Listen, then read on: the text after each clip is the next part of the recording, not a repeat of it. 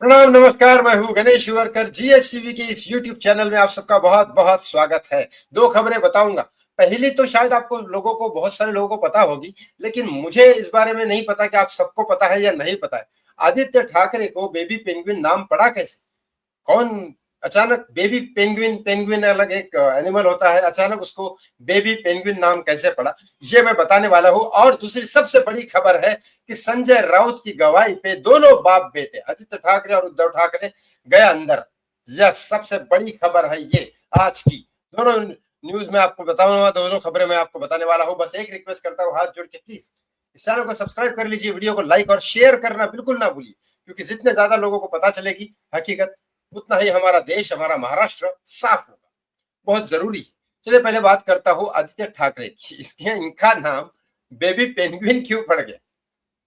क्या है रिश्ता इनका पेंगुइन के साथ, मैं बताता हूं। इनके दिमाग में अचानक एक बात आई, ना किसी साइंटिस्ट से पूछा, ना किसी वेटरनरी डॉक्टर से पूछा, ना किसी की परमिशन ली, ना कुछ ली।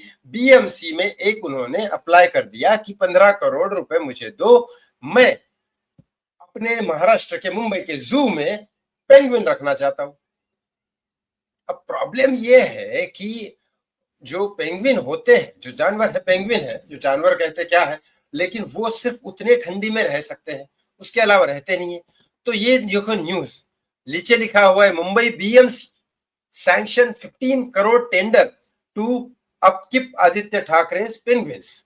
ये पेंगुइन्स आदित्य ठाकरे को परमिशन दे दी, 15 करोड़ रुपए सैंक्शन भी कर दिए कि वो पेंगुइन्स जू में दिखाने के लिए आप लेके आ जाओ और पेंगुइन्स रखो आप।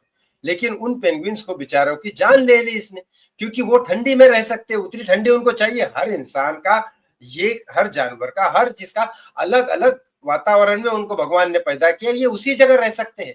लोगों को दिखाने के चक्कर में या 15 करोड़ लेने के चक्कर में, दोनों में से पता नहीं क्या था, लेकिन उन पेंगुइन्स की तो जान चली गई। अब इसी चक्कर में उसको baby baby penguin, baby penguin बोला जा रहा है। ये हुआ था इसके बेबी पेंगुइन नाम पड़ने के पीछे का राज। अब बताता हूं संजय राउत की गवाही पे दोनों कैसे अंदर गए। संजय राउत इनके खास आदित्य ठाकरे को बेटा मानते हैं, एक तरह से देखा जाए तो। उद्धव ठाकरे तो बिल्कुल अपने भाई मानते हैं इनको।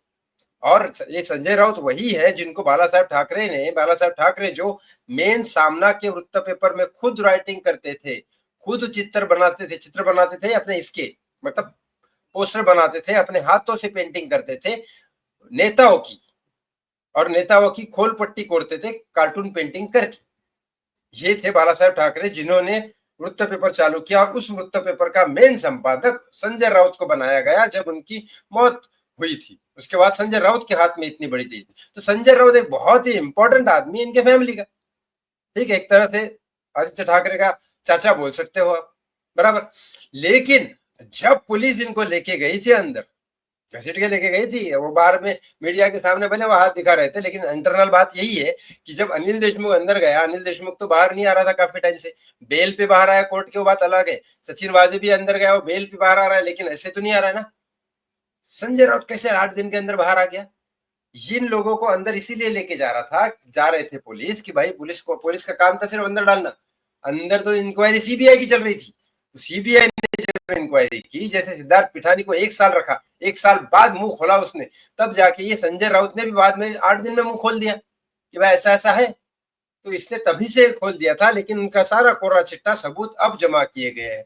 तो संजय राउत की जो गवाही है, अब वो स्टेटमेंट सीबीआई सामने लेके आएगी।